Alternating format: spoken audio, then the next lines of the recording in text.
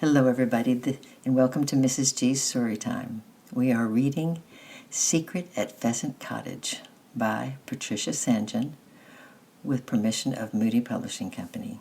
And we are reading Chapter 9, The Most Amazing Day. We had a school holiday on Whit Monday, so I went to see Mr. Smith.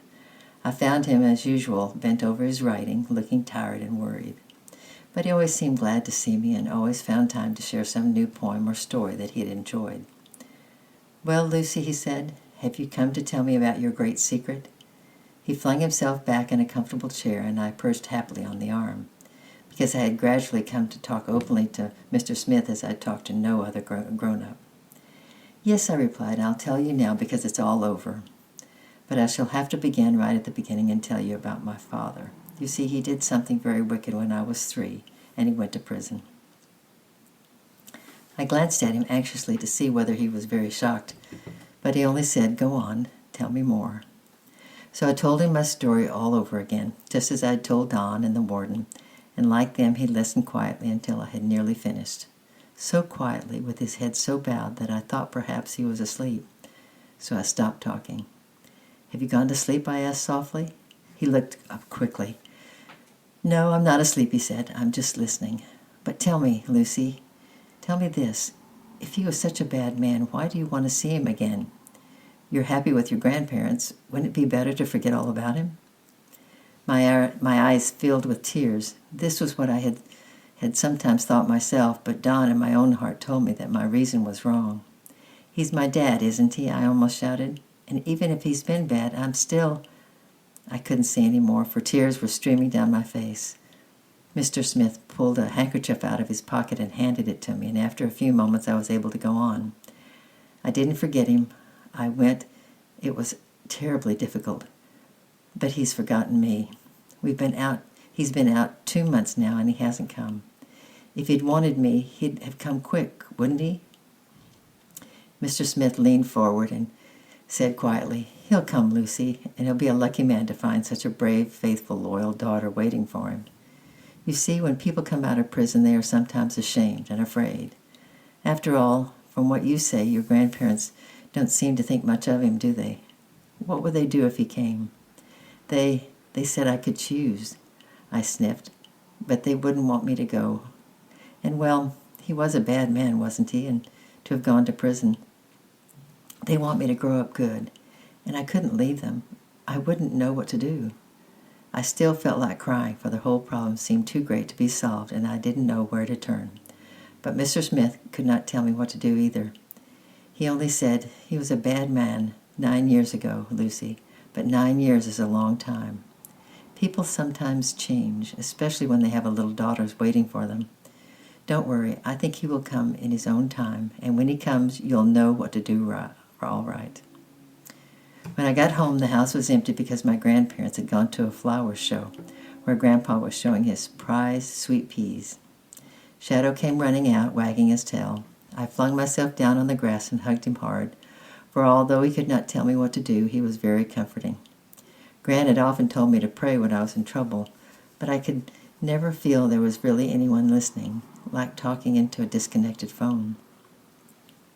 Perhaps God did not listen because I had been so deceitful, and with my cheek pressed against Shadow's back, I made up my mind to try to be very good, to say my prayers every night, to listen in church instead of making up stories, to read the Bible even though it did not interest me. I decided to help more in the house and the garden instead of always running off to play as soon as I could. I would never again tell a lie or talk back or pretend that I had finished my homework so I could stay up longer. I tried hard to keep those good resolutions, but deep within I knew that nothing had really happened. I tried reading my Bible, but it seemed like an old, dead book. In fact, the church, the Bible, praying seemed to have like 3 roads that led into thick mist, and I didn't know if there was anything beyond it. In the meantime, the question persisted like a nagging toothache. If my dad suddenly comes, what? Oh, what shall I do? I did well in my interim exams, and the first day of the holidays, Mr. Smith kept his promise and took me to town in his car to exchange my book coupon for a book.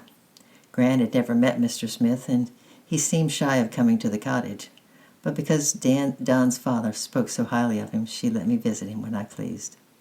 She saw me off at the gate after breakfast, and I turned the corner of the road, thinking how safe and kind she looked under the arch of the red roses.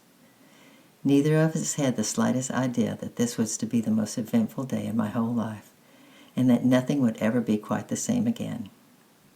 It was a perfect morning. I stuck my head out of the car window, and sniffed at this warm sense of summer, the new mown hay, honeysuckle, and the bean fields.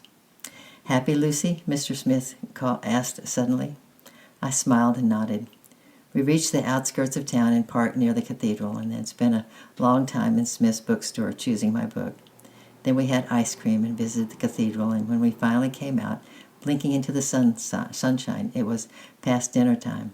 So we went to the market and had a ham sandwich, custard tarts, and lemonade. In spite of the good time we were having, I couldn't help noticing how ill Mr. Smith looked. He left his sandwich almost untouched and kept coughing in a nervous, worried way. By the time we reached the car, he seemed to be breathing faster than usual, and as we left the town, I thought he was also driving faster than usual. "We're going home a different way," I said. "Is it quicker?" He did not answer. He just drove faster. After a time, I noticed to my great surprise that our hills were getting smaller and further away. Instead of driving towards them, we were driving away from them. "Mr. Smith," I said, puzzled but still not alarmed, "where are we going? This isn't the way home. The hills are behind us."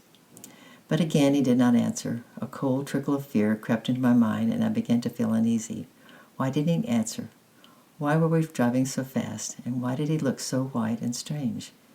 Was I being kidnapped? Suddenly the fear broke loose, and I seized his arm. "Mr. Smith," I shouted, "where are we going? I want to go home, and you're going the wrong way." He slowed down at once, pulled the car over to the grass at the side of the road.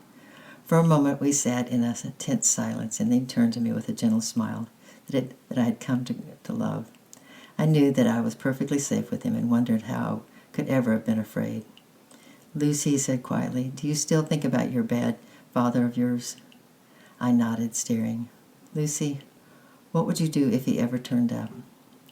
I just went on staring, and light started dawning. Old memories stirred. Mr. Smith was speaking again. "Lucy, I'm your father. I wanted us to get to know each other better before I told you. I've written to your grandparents, and Don's father took the letter up at dinner time. I've asked them if they'll spare you for a few weeks. I want you to come away with me, if you will." I could not speak because the thing for which I had been waiting, half hoping, half dreading, had happened, and it wasn't the least bit like what I expected. Only one thing was really clear to me. My father had come after all. He hadn't forsaken me. He had been there all the time. I realized that I'd loved and trusted this man from the moment I set eyes on him, and now I understood why. "Lucy," he said, "will you come with me?" "Yes, if Gran will let me. But I don't think Gran will let you, or at least she'll persuade you not to. I want you to come now. Tell your grandparents I told your grandparents in the letter that I'll phone them at 3:30 to talk it over. After all, I'm your father. I have the right, if you'll come." "But I can't. I must go home first. I haven't got my PJs or toothbrush or anything. We'll buy all you need in the next town. Will you come?" "But I can't. I haven't said goodbye to Gran and Grandpa." "But if we go back and you won't come at all, you could say goodbye on the phone. Tell them you want to go just for a few weeks. I promise faithfully to bring you back before school." "But I can't. They're so sad, and Gran would be cross." "I'm not sure they'll be either now that they've read my letter. They knew it was coming, and I think they may be relieved that I want you to stay with them during term time. They've been so good to you, and it's a good school you go to, and you must finish there. I only want you for a holiday at present, and I could have asked for you altogether, but of course it really is up to you.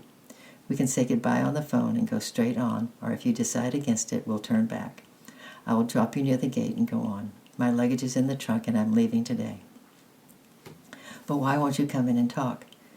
"Because your Gran said long ago that she'd never wanted to see me again, and if we talk, you'll go in and stay. You couldn't stand up to them. They brought you up too well, and it's now or never. Will you come?" I was silent, and I knew he was watching me as though his life depended on it. This was a moment I dreaded, and I felt torn in half.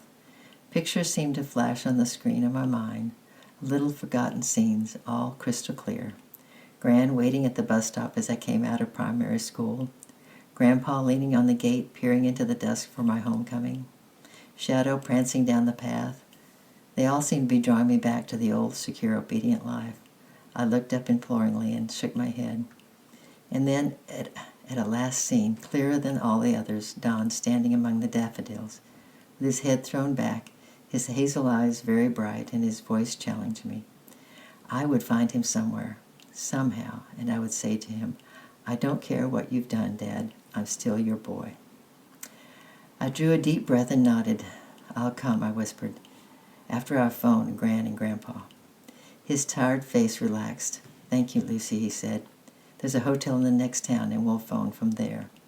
We drove on in silence, and I leaned my spinning head against his shoulder and tried to take in that this was my father. We stopped at an inn called Cat and Compasses, and he ordered tea for me while he went to the phone. He was away for a long time, but when he came back, he looked brighter. Come quick, he said. I've left the receiver off for you. I was not used to talking on phones, and I hardly knew what to say. Gran and Grandpa, I cried, do you mind? Please say I can go. You see, he was my father all the time. It's only for a few weeks, and I'm coming back for sure. I'll write you every day. Lucy, Lucy, it was Gran's voice, urgent and pleading. Do you really want to go? He won't take you against your wishes. Just tell him. But Gran, I must go. You see, he's my father, and he's not a bad man. It was all a mistake, and he's a good man now. We must give him a chance, mustn't we, Grandpa? God keep you, my darling child. It was Grandpa's voice, distressed but firm. Don't worry about us, Lucy. It had to come. Only write often and come back. Now, goodbye. Goodbye, Gran, and goodbye, Grandpa. Write to me. Kiss Shadow and tell Don. And I was finally kissing the phone, but my father took it gently from me and laid it down. I think that's enough, he said. They understand, and they're glad it's only for a holiday. Now we must be on our way. I jumped into the car and we were off. My heart was in a turmoil of sorrow, relief, regret, excitement, and a wild sense of freedom. The hills were behind us now, and there was no turning back. In front of us the road rose to a bright horizon, and beyond that. I suddenly began to wonder and turned towards him. Daddy, where are we going? To London tonight, he replied, and tomorrow we must take your photograph and finish off your passport. We're flying to the south of Spain. I've got your ticket in my pocket. You'll be able to swim in the blue Mediterranean, and will stay with your old nurse. She's longing to see you. But once again I was struck speechless. The day after tomorrow, I was going to see the sea. Tomorrow we'll read Chapter 10, Spain and Important Conversations. I love you, I'm praying for you, and we'll see you tomorrow. Bye-bye.